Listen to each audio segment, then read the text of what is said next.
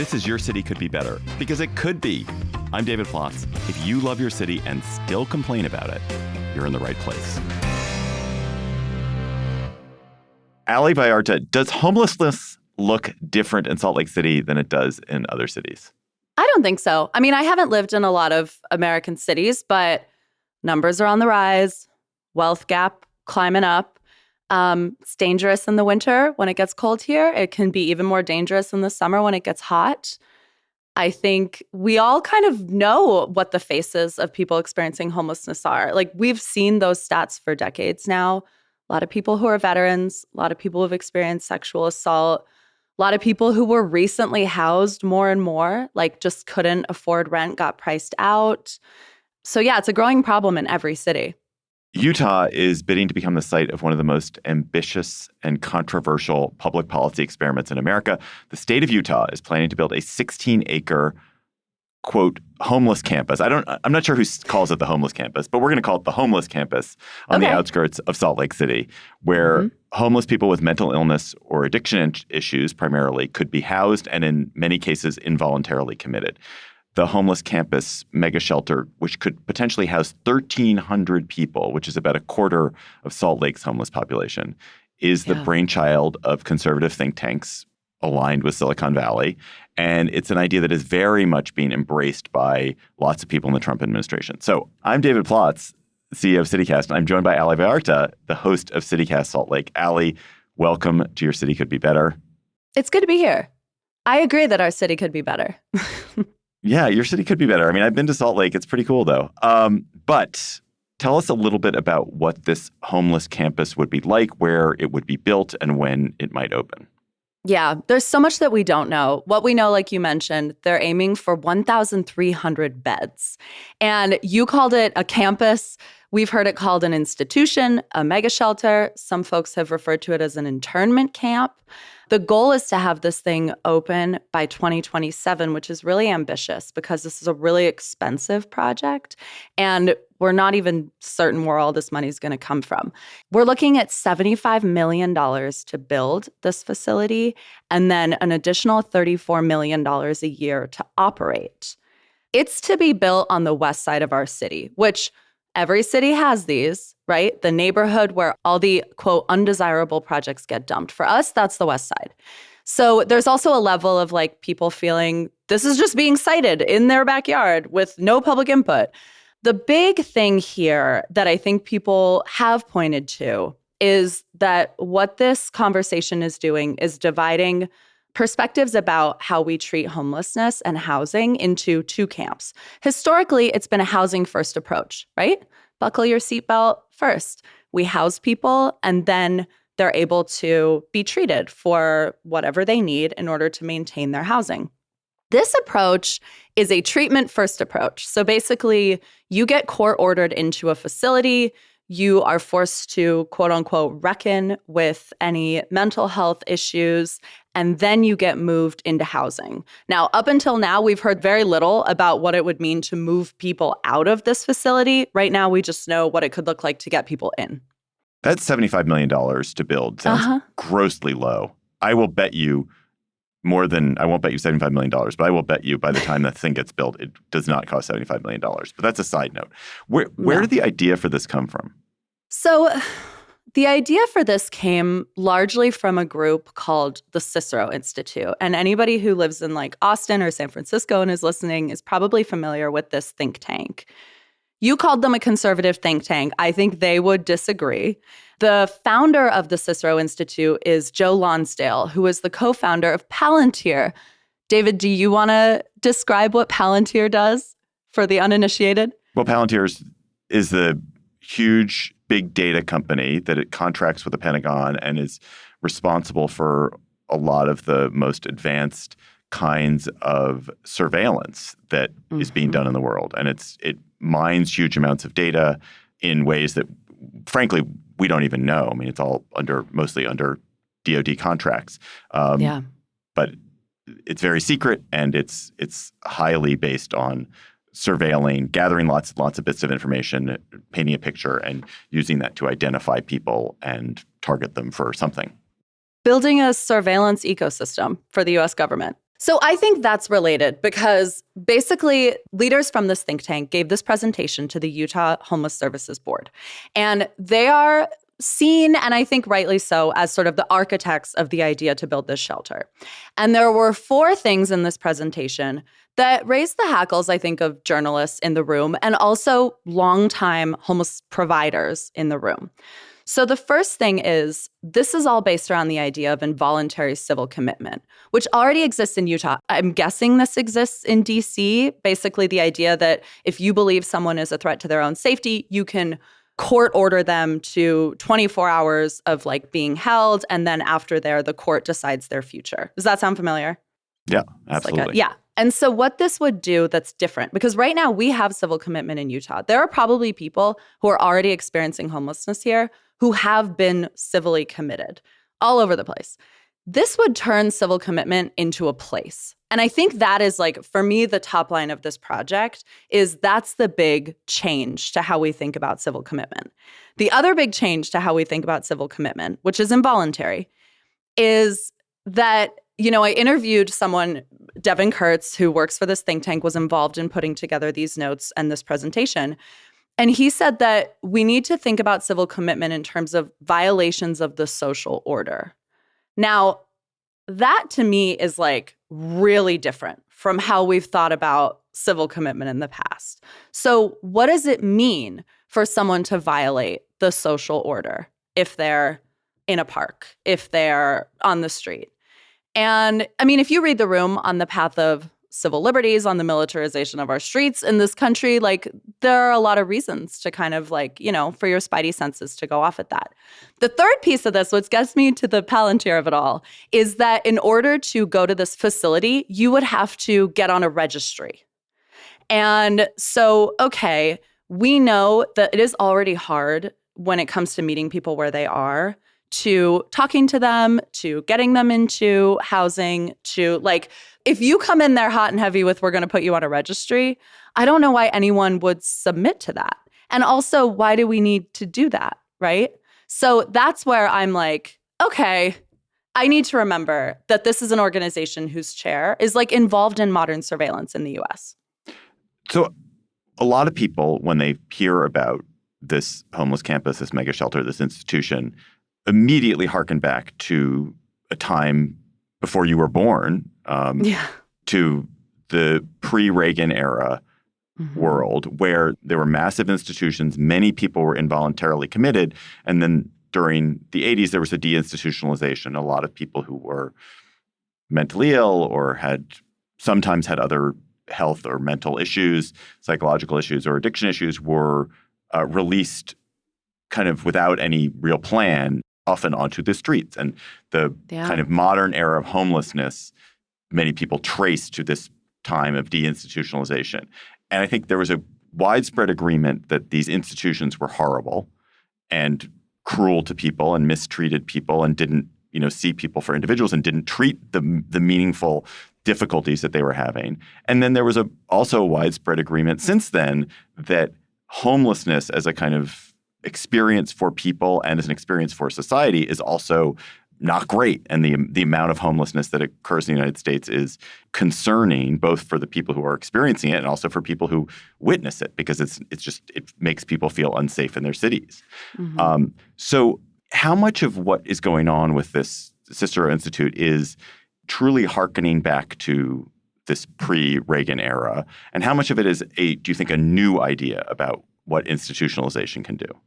Yeah, I mean, I asked this question of Devin Kurtz, who works for the Cicero Institute, and he spent a lot of time telling me all the reasons that we should be horrified about the way that we institutionalized people in our nation's dark history.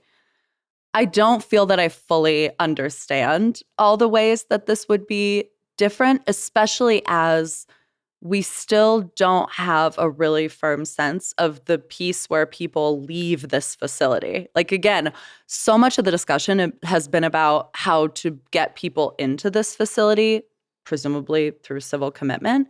But there hasn't been a lot of conversation about investing in getting people out, right? Like, is this a 3-day stay or longer? Those are the questions that are up in the air. And I think that's where people really want answers, maybe before they decide entirely how they feel about this project. But also your point about like, this is only going to cost $75 million. What about the back half of this whole experiment, which is getting people housed? And, you know, all states, all places could do better when it comes to mental health. Right now in Utah, we've got kind of a leadership vacuum on that issue. So there were 2 legislative audits that were ordered earlier this year. They looked at the Department of Corrections, jails and prisons, and they looked at the Department of Health and Human Services. They are scathing. Like, they point to a situation where right now in our state, we aren't leading well on mental health in the state-run facilities that we've already got. And inmates feel abandoned when it comes to their mental health. There was someone who took their own life in our prison. Like, the system is already flawed and inadequate. And so are we in the best position to build a new mental health facility? Like, who's going to lead on that, practically speaking? Our record's not good. That's a really good point, that we already are trying this in the state of Utah and we don't do it very well. And so it's to add a whole new facility and a whole new method seems risky. I guess I wonder what homeless experts in Salt Lake City say about whether it makes sense to kind of bifurcate the population of people who are homeless into the sort of the economically unhoused, people who, because of, you know, the impossibility of affording housing in Salt Lake City and other cities, find themselves homeless, and people who are suffering from significant mental problems or criminal justice problems that make it hard for them to even participate in society. And that is it misguided to try to figure out a different solution for that second group in the way that the Cicero Institute seems to be trying to do. Yeah. I do think already those 2 groups, like the middle of that Venn diagram is people who are experiencing chronic homelessness. That's already kind of been broken out and considered.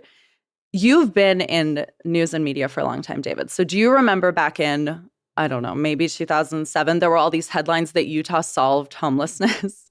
Yes. Which is an ambitious headline. And, you know, one that an editor would definitely greenlight if there was good data there.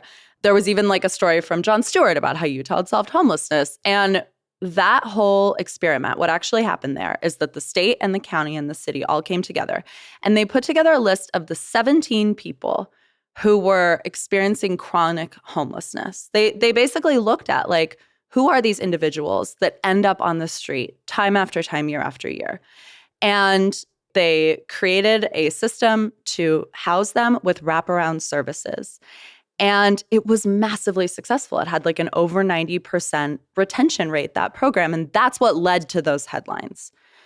So we've already kind of like desegregated that data.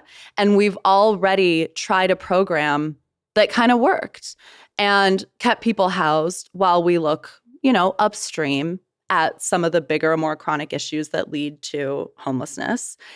And those 3 properties that they created then are still up and running, and they are still all at capacity. And we know that our permanent supportive housing programs are really effective. So I think people in the room for this presentation who have been doing this work for decades are like, before we move on to some new project, some big development that's going to cost a ton of money, what if you took $100 million and invested it in permanent supportive housing, in these systems that we know work? Let's try that first. Right. For 1 year. Right. So they built all this permanent supportive housing back in between 2005 and 2015. It worked. It got chronically homeless people housed, but they didn't keep building it. And every year more people find themselves in that situation for a variety of reasons. And in fact, in Salt Lake, your population of unhoused grew 18% last year. So unless you keep adding housing supply for that program, you were just not addressing the problem. Yeah. And I think like, look, if the governor were here, if Devin Kurtz were here, if we were all in this room together, we would all agree that we want to solve homelessness. Like, I think we are all bringing that to the table.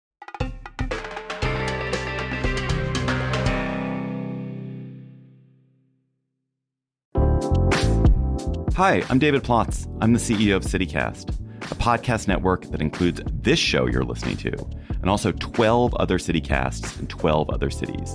And each one knows their city as well as your local team knows yours. So isn't it time we connected them? Don't you want to know how they're tackling their bike lane problems and housing challenges and sidewalk dog poop crises? That's why I'm hosting a new podcast called Your City Could Be Better. Because it could be. Every week, I'll chat with a different host in our CityCast network about what their cities are doing right and wrong, the weird things they're trying, and the surprising successes, so that we can all learn how to make our cities a little bit better. Listen to Your City Could Be Better on YouTube or wherever you get your podcasts. There's a Trump version of this that is pretty heartless and cold and cruel. And that's actually not, like, if you listen to Devin Kurtz on CityCast Salt Lake, which I recommend people do, Devin Kurtz, like, you may think his solution is wrong. You may well think that he has a misguided idea of how to spend resources. But there is not malice in what he's trying to do.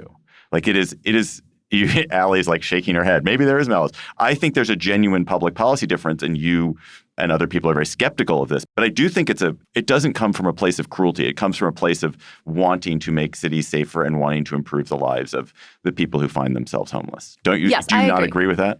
No, I do. Concern and frustration, absolutely, which I think is what a lot of people are experiencing. I nod my head at the malice thing because I think creating a precedent where we involuntarily civilly commit people for violating the social order, whatever that means, could be dangerous and could be used for malice in the future.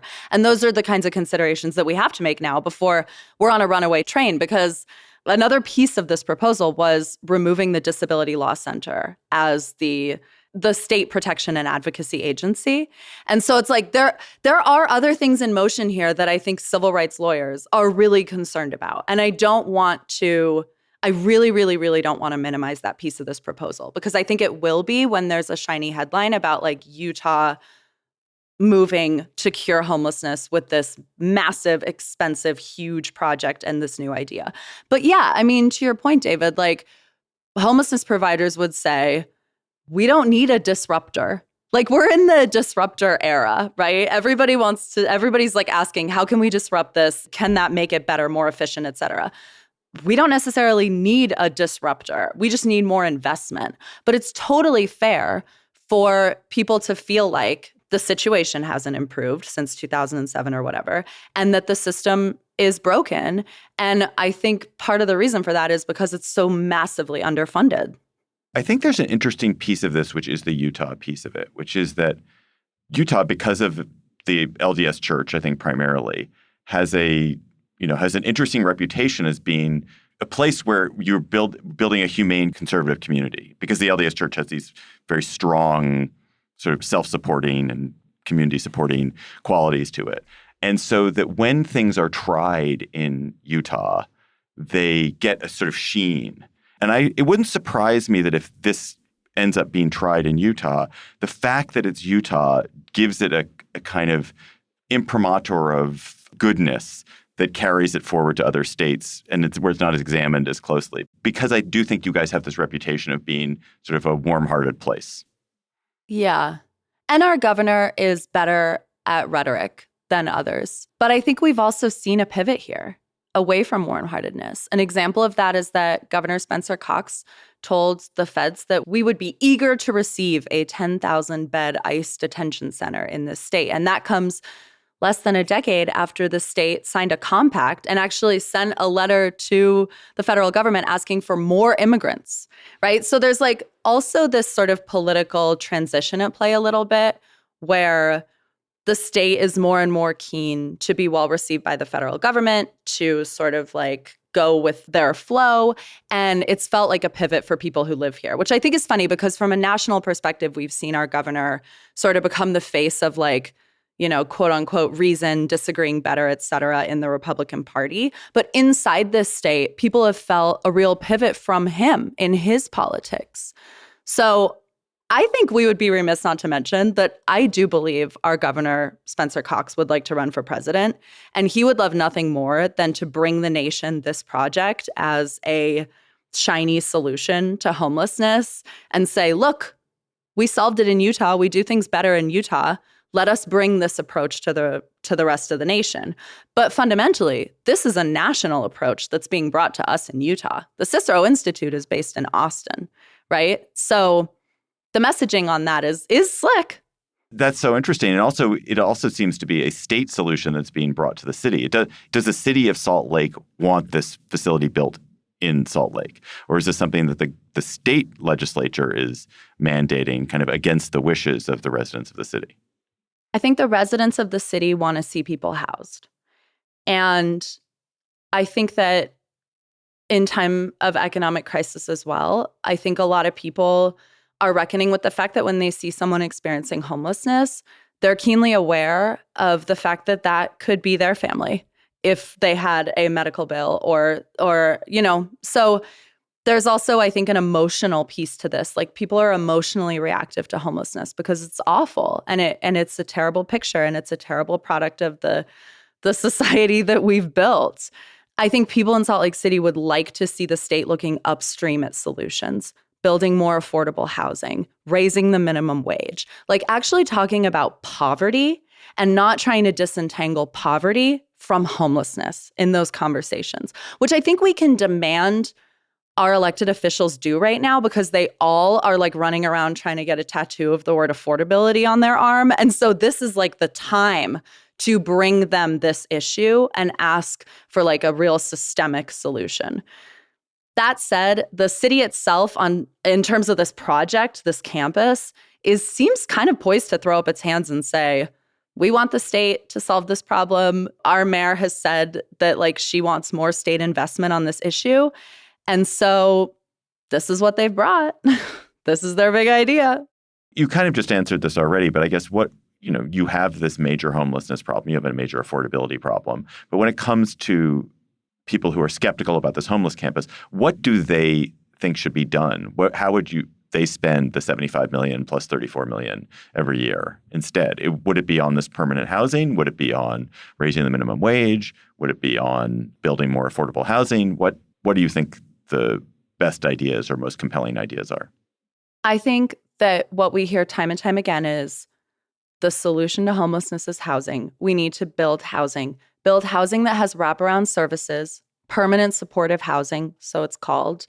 Invest in those projects, whether that's renovating motels, whether that's like building something new, like really be laser focused on building this kind of housing and then see what happens. Because we know that the last time we did it, it had kind of a staggering result. So let's try that again. And let's continue to invest. Like, fundamentally, this is not going to be you put up dollars for a year and then, you sunset that money forever and we've solved homelessness. We're just going to have to invest in that ever more. What steps still have to occur before this campus gets built? And we got to find the money. They're even still doing like environmental impact study on the plot of land itself.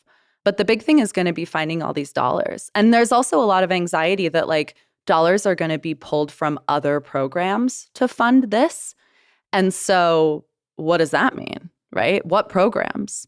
And amidst this whole plan, the state's homeless czar resigned. And now we're getting a new homeless czar. So it's hard to know how everyone feels about this facility, but the sense is this is the state's baby. They are full steam ahead on this project. There is one institution that could really muddle this up for them, and that is the Disability Law Center, which is the protection and advocacy agency and could file the kind of lawsuits around involuntary commitment that could hold up this process. And a key piece of the Cicero presentation said, remove this institution as the state's protection and advocacy agency. So will they do that?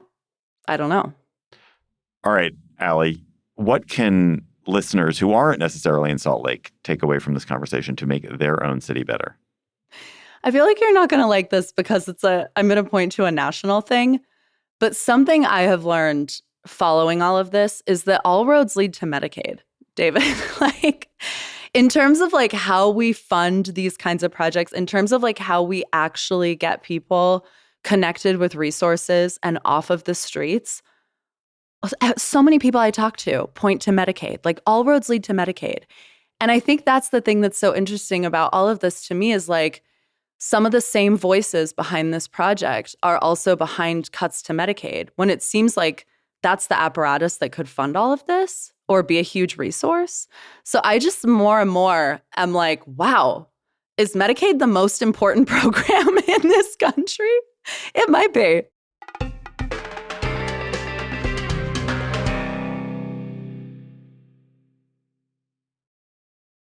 Okay, let's change gears entirely and go to our second segment, the word on the street segment. Yeah. So, Allie, word on the street is that Salt Lake City has home cafes. What is a home cafe? Is that true? Have you been there? Can I go? Yes, I went to one. So someone opened a home cafe just like down the street from me. And his name is Joe. He is like a longtime barista in Salt Lake City, really respected in the coffee community, and decided to turn his living room into a coffee shop with approval from his roommate.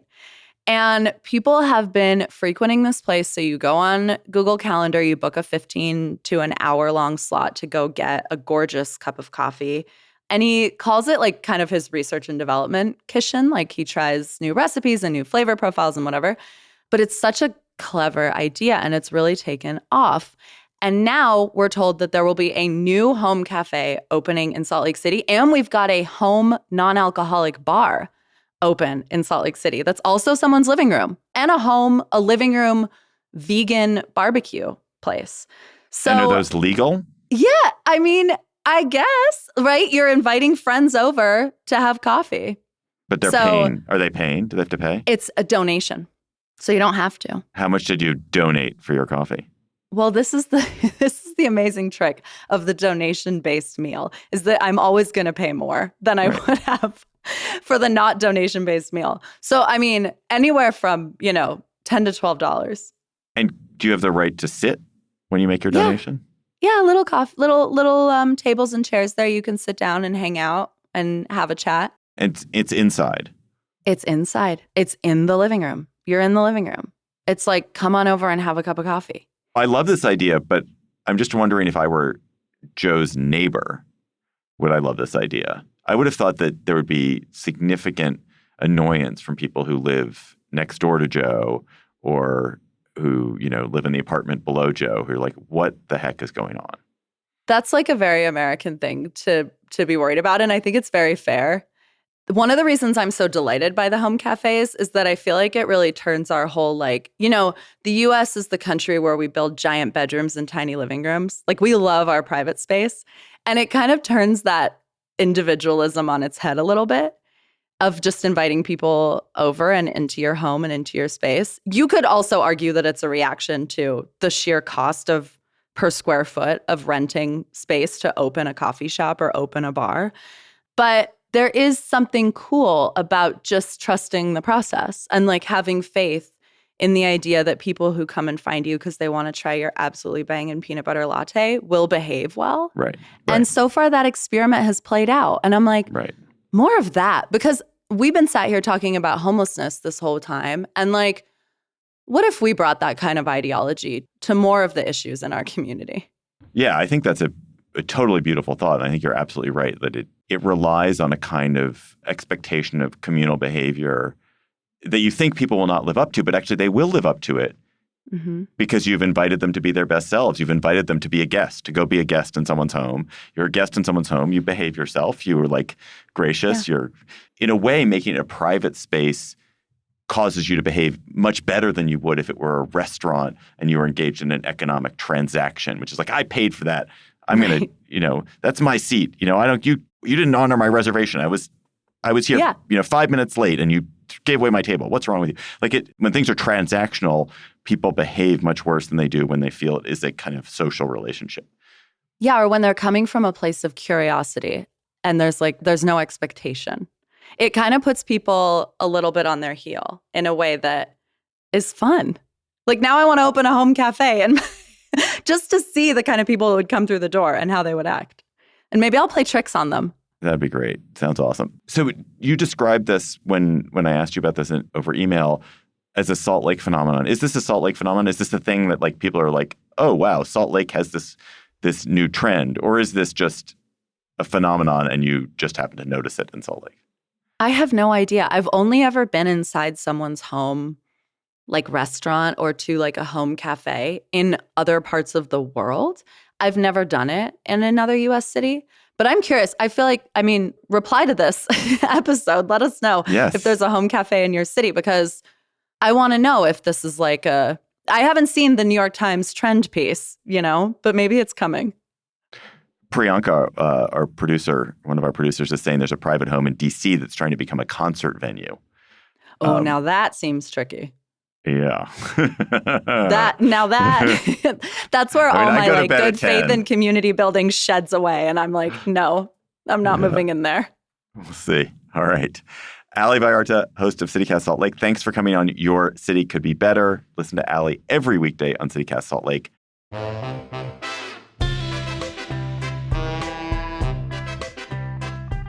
That is all for today's episode of Your City Could Be Better. I'm your host, David Plotz. Our producers were Lizzie Goldsmith, Priyanka Tilve, Ali Vallarta, and Emily Means. Our music is by Carl Christensen. If you are enjoying the show, why not tell your friends, rate the show, and leave us a review wherever you get your podcasts. We will be back next week with another conversation about how your city could be better.